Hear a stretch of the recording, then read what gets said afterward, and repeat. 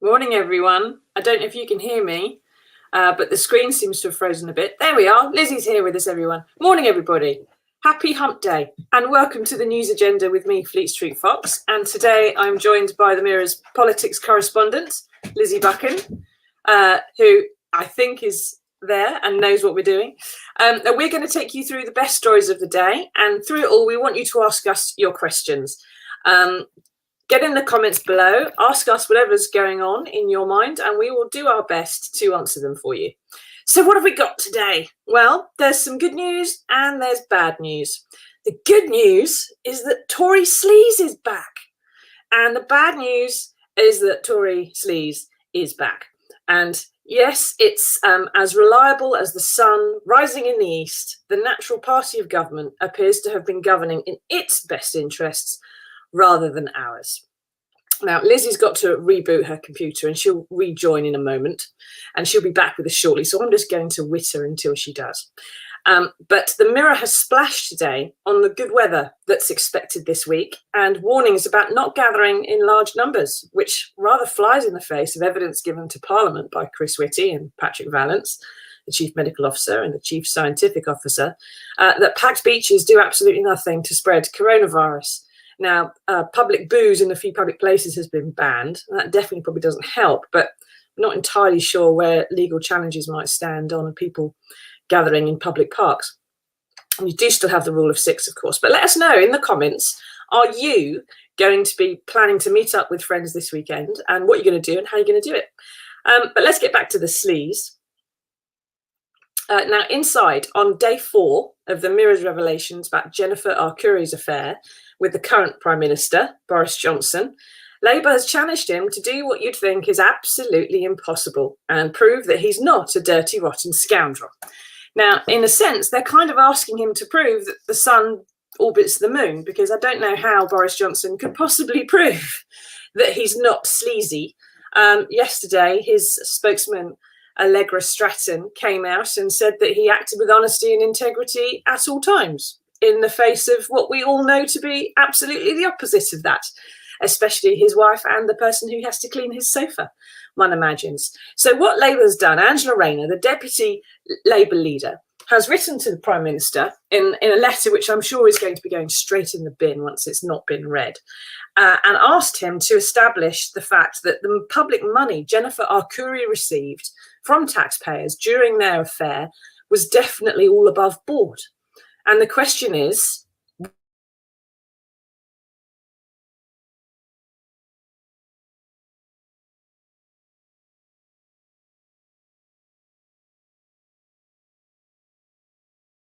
the unmute button. Took me ages to find the unmute button. We're having a great day, technically, here on the news agenda. One of those ones for the blooper reel, perhaps. So what's happened? Angela Rayner has written to Boris Johnson and asked him to establish this 120 odd grand, which went to Jennifer Arcuri during the course of their affair, was definitely all above board. Don't know how it can be all above board, really, because how can you possibly give taxpayers' money to someone that you are having a leg over with? And hopefully we're getting Lizzie back soon. There she is! There she is! Hello. I'm so sorry for the technical difficulties. Poor Susan, your own. Had so much fun. It's been totally competent while you were gone. You don't even need me. You don't need me. No, it's looked utterly professional. Completely. Let's not mention it.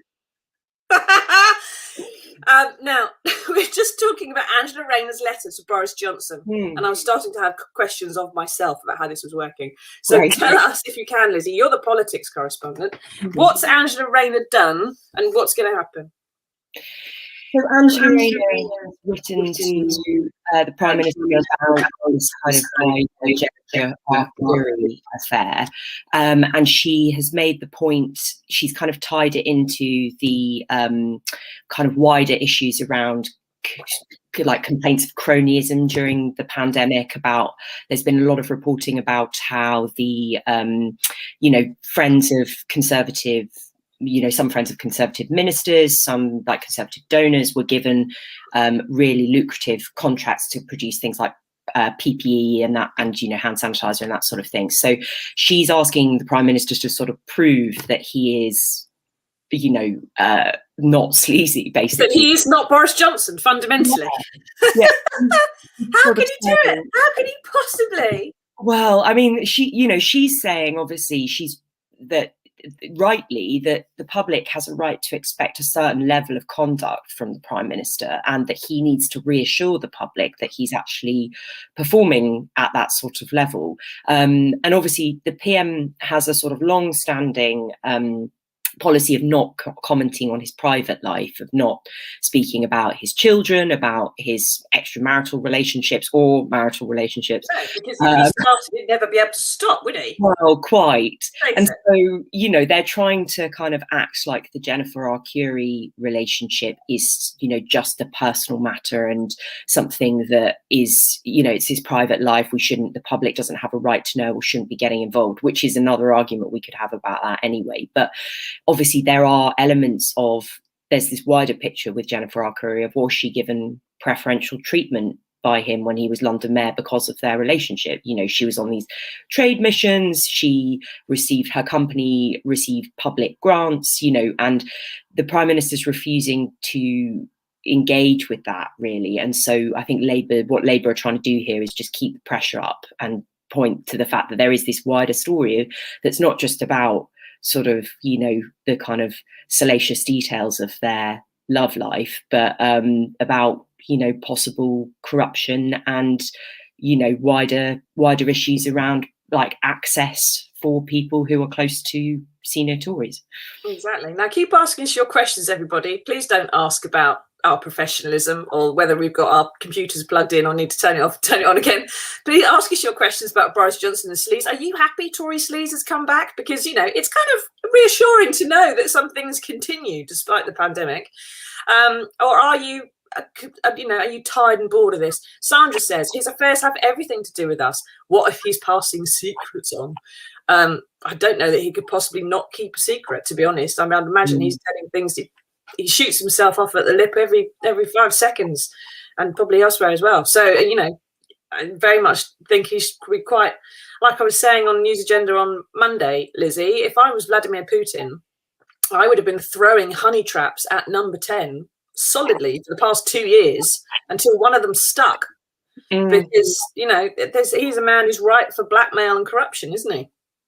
Yeah, well, I mean, his private life is complicated, if I'm being diplomatic. And so, there are lots of people who might be vulnerable to that sort of thing, I suppose. I mean, one of the things about Jennifer Arcuri is, obviously the news of their relationship broke, more than a year ago. But one of the reasons that she spoke to us, I understood from our colleague Geraldine, who wrote this story and did the interview with her, is that she feels that he sort of slightly threw her under the bus. When the news broke, he didn't defend her. They'd always kind of had a cordial relationship even after they'd broken up, and he sort of, left her basically to fend for herself in the face of sort of global media attention. And I think, she felt, obviously let down and disgruntled by the way he treated her, and that makes him vulnerable. That's where we are now. He's vulnerable in terms of her, in terms of telling people. And if she had been someone who didn't have her own interests at heart and was, was acting for some other entity with what she was doing, then potentially he's got himself open to all kinds of problems. Now, Mike says the government should appoint a commissioner for double standards in public life. Unfortunately, Mike, they'll probably almost certainly be promoting double standards. We've got one at the moment. And as Mike was mentioning on Twitter earlier on, which I saw, we're all really quite tired of the Tories investigating themselves over sleaze allegations and ruling themselves to have been absolutely clean as a whistle. I'm frankly really fed up of hearing that, whether it's the policing of the Sarah Everard vigil or Boris Johnson's complete probity in case of misconduct in public office, as was ruled last year, which frankly is a charge only ever levelled at journalists acting in the public interest anyway. And then we've got David Cameron and this Green Seal business and how he's a lobbyist or not. Now, I think we can imagine what crime most wives think Boris Johnson committed. But, Rayner asked him to correct the record in this letter because Allegra Stratton's been telling slight mistruths about him in her £2.6 million broadcast studio. And she's also asked him to publish details of which companies got these crony COVID contracts. And what is the chance of him actually doing either of these things, Lizzy? Oh, I mean, like almost zero. I mean, can he really ignore her like that?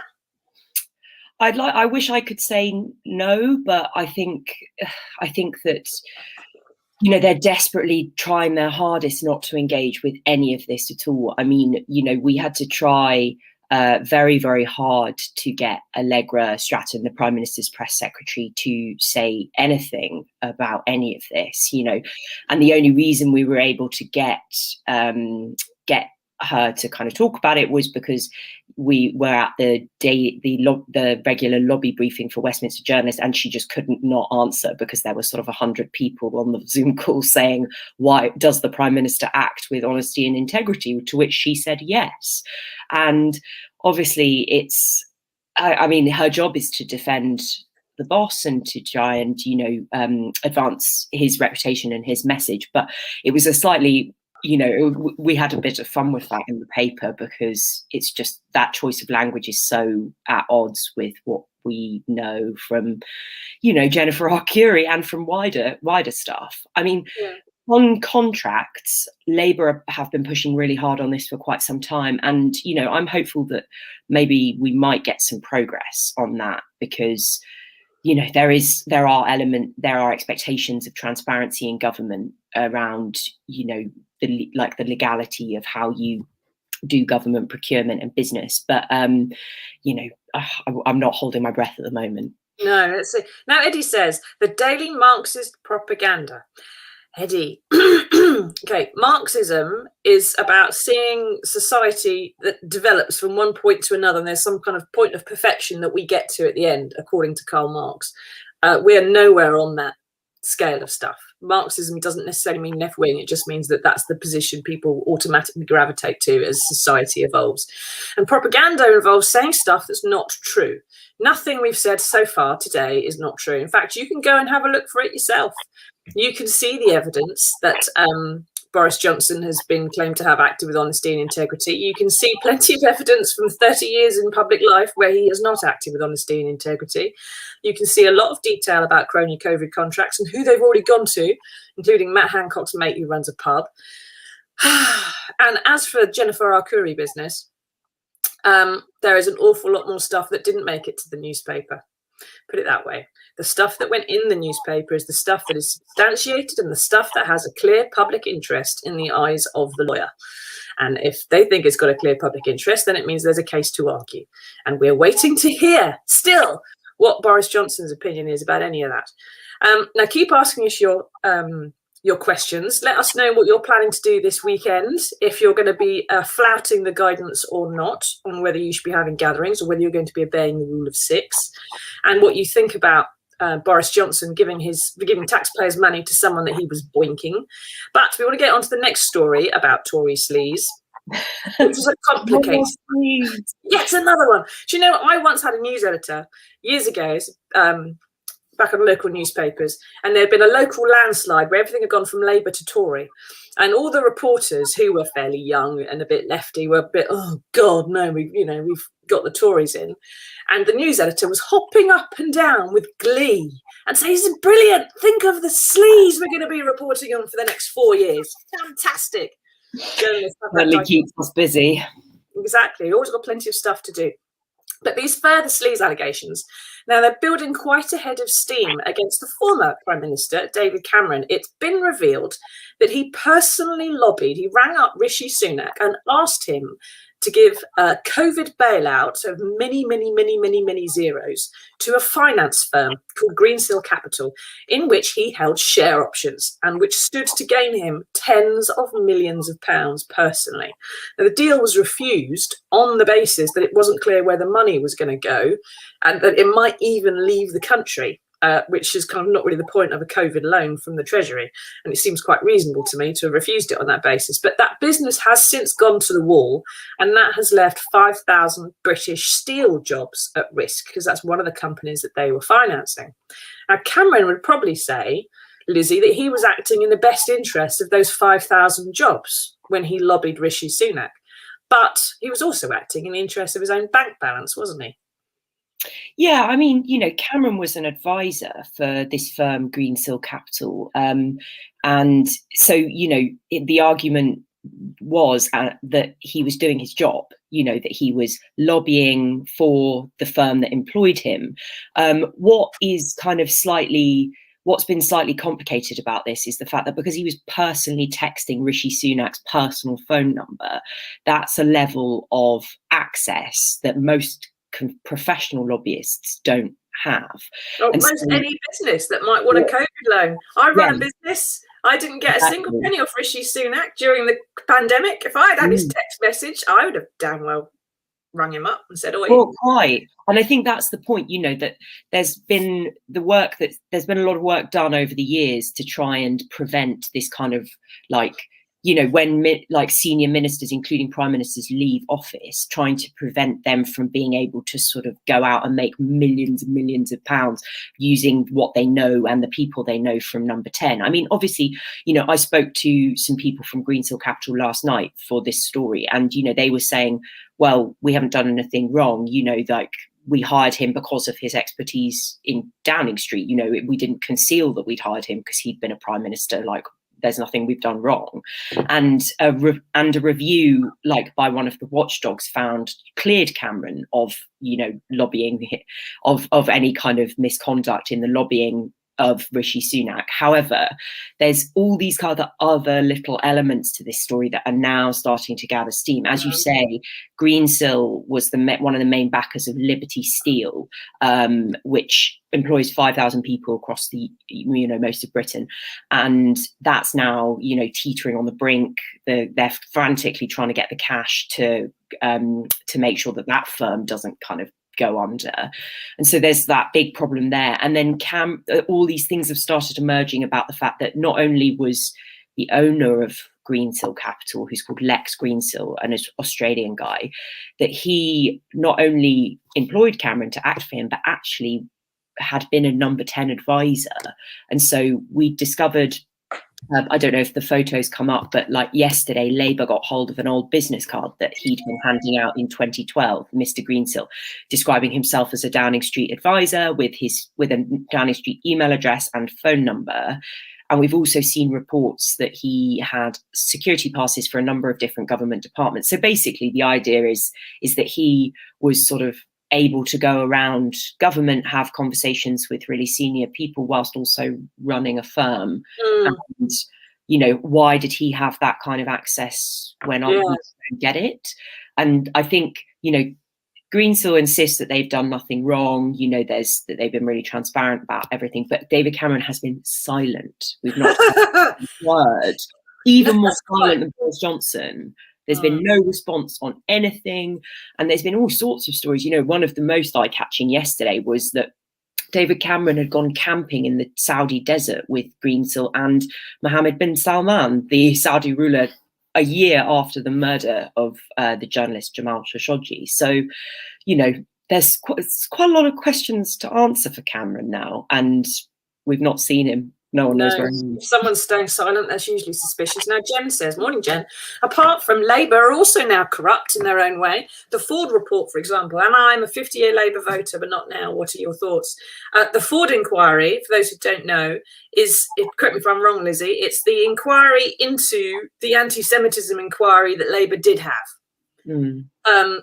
That's not about corruption per se, Jen. Corruption is, if you have public office and use it to line your own pockets or to not be acting in the best public interest. So it's about anti-Semitism, the Ford inquiry, and it's a bit difficult to be corrupt if you don't have power, because it's about the misuse of power. So I would say Labour aren't corrupt yet. Of course, everyone who's in power eventually gets that way if they're in it for too long. As we saw at the end of the Blair and Brown years, some of them were lining their own pockets. So You know, it's a case of if they're in too long, they need to get out and have a clean out, to my experience. And we've had Tories in power now for 11 years, so it's about time, isn't it? Now, Armand says, morning, Armand, Green still had the ear and access to Downing Street, which no other ordinary business would have. This is fascinating to me, Lizzie, this business of the business card, because, as you said, Green still now employing a former Prime Minister because he's got the right phone numbers to ring and the contacts is above board. It's not nice, but what you do after office is a private individual. And business. Part of why they come into office is to make millions of pounds afterwards, some of them. So there we go. But this is during Cameron's tenure as Prime Minister. This is 2012, Olympics year. And someone who was not employed by the government and did not work in Downing Street had a Downing Street business card, a Downing Street phone number, was some kind of a senior advisor in the Prime Minister's office that no one knew about at the time, particularly, and public anyway, and had access perhaps to 11 government departments round which he was touting his financial packages and models, ideas and products. And in that same administration, David Cameron fired Liam Fox, if you remember, then Defence Secretary, for doing exactly the same with his mate Adam Werrity, who was given access to MOD meetings and the Ministry of Defence itself. So how can, it's all very well after you leave office perhaps, but during your time in office, it looks like Cameron had his mate from a finance company in Downing Street setting up loads of deals, and this is someone he later accepted a load of share options from and a job from. So this is something that happened while he was in office, and it was corrupt enough for him to have fired a minister over something similar that he was doing. Liam Fox was fitting. It's getting quite murky. There are still elements of this that we don't understand, or we're still trying to find out about, because it's not entirely clear at the moment what his role was in in Downing Street, because Greensill say that his appointment was civil service, it was all above board, there was nothing dodgy. He acted as an advisor for Downing Street, as other people have done. It's not a big deal. But the fact that, if he had a desk in Downing Street, why did he have that? Why did he have this level of access? Why won't Cameron comment on it? Why is the government being shifty and not responding? Like, if there's nothing to see here, then tell us. Was the Downing Street switchboard being used to pump business calls through to this guy who the Prime Minister later was he in the pocket of this guy when he was in Downing Street, and then, busy lining his own pockets again after? Was he planning to line his pockets with this guy after he left Downing Street? It's very hard to know. I mean, obviously it's clear that over all of this time that they must have had some form of personal relationship for him then to have been hired afterwards. But it means that now you've got these sort of two separate stories almost, where like what Greensill and Cameron did before when he was PM, and what they did after. And all of that has now been given this kind of extra kind of impetus because of the collapse of Greensill, the firm, and the impact of that on the potential impact of that on the livelihoods of the workers of Liberty Steel. And as Jim points out there, Liberty Steel sent a lot of its products to European customers. Then Brexit came along, which of course Cameron campaigned against. Liberty Steel goes, probably can't say on Facebook, and it's all connected perhaps to Brexit and everything else, as everything we're going to see for the next decade is going to be able to be linked to Brexit one way or another. But, there's claims it's been investigated and everything's above board. But Lizzie, just to round this up, with Boris Johnson as well, if it looks bad and it smells bad, it probably is bad, isn't it? I mean, usually, yeah. Like, because with these things as well, like, if there is, like, we're talking about powerful people here, and I'm sure you would agree, like, in my experience as a journalist, when you're writing stories about powerful people, if you're writing stuff that they think is incorrect or unfair, you will hear about it very quickly. You will have some PR person on the phone screaming at you, or you will have, lawyers, whatever. And what's interesting about this Greensill row is obviously Greensill has gone into administration, so they, you know, it's not the same now. The setup there isn't the same as it was. But I think the fact that there's been a lot of reporting on this by very reputable newspapers, great journalists doing a lot of digging on this, and we're not getting, you know, like that they just keep refusing to comment and refusing to engage in it, and like that to me suggests that we're sort of on the right track. Yeah, there is no way to spin it. And also the other thing I would say is that if there's little bits coming out regularly, drip, drip, drip, drip, there is something behind a dam for it to come. If it was just one thing and nothing else appeared in any other papers for a bit, and you go, well, is there anything there? But when it's drip, drip, drip, drip, drip, drip, drip, there's a tap running somewhere. Now, but there is some good news, right? We've done the Tory sleaze. Whether you like Tory sleaze or you don't like Tory sleaze, it's done with now, at least for the news agenda today. We do have some good news we want to share with you. And next slide, please.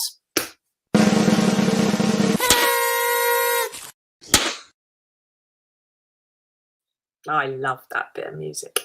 Now, a 121-year-old bar of chocolate given to an English baronet in 1900 has been found hidden in his pith helmet in his country pile. Now, Queen Victoria ordered these bars of tin chocolate to go out to troops during the Boer War as a morale booster. But a chap called Sir Henry Edward Pastor Bedingfield, that's him, don't know if he's related to Natasha or Daniel, but who knows, he refused to eat his for some reason, didn't fancy it, shoved it in his hat and chucked it in the loft, where it has now been found. Lizzy, it looks dead tasty. If we can go back to the previous slide, the viewer will be able to see just how absolutely gorgeous the chocolate looks. There you go. Nice and powdery, wrapped in paper, as was the fashion in Victorian times, rather than foil. But would you eat it? Oh, absolutely not. I mean, it's amazing that it's lasted so long. Really, it really is. But I think, can you imagine? Yeah, I don't know what we could use it for. Some kind of doorstop, perhaps. Maybe if you grated it, you could use it as a weed prevention barrier in the garden or something like that. I'd be tempted. I'd be tempted to try it because there is. I had a lesson once on chocolate from the lady who ran Chocky Wocky Doodah, and there are different melting points for different types of chocolate. So white chocolate melts earliest. You put that under your tongue. It's gone very quickly because it's basically just fat. Milk chocolate is next. You just hold that in your mouth for a bit and it will melt a bit later, but all the lovely flavours come through if you let it melt rather than crunch it. And dark chocolate has got the highest melting point. You have to hold that in your mouth without chewing for quite a long time. But then when it melts, the lovely flavours of a really good bit of dark chocolate just goes all the way through your palate, and it's wonderful. And I'd be very tempted to have a little bit of that stuff and just see how long it took to melt.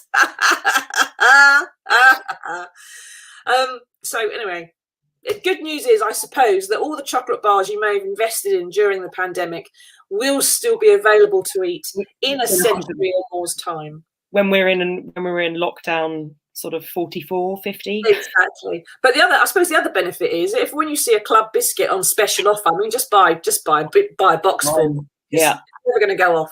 It's always a good idea. Always a good idea. Yeah, Jaffa cakes on special offer. Sweep them into the trolley. Not an issue. Right. Thank you for joining me, Lizzy. Eventually. Thank you, everyone, for sticking with us. Those of you who did. We're not going to be around for Easter, but we'll be back next Wednesday for another edition of the News Agenda, and we'll explain to you whatever the hell's going on with the government then. Bye-bye, everyone.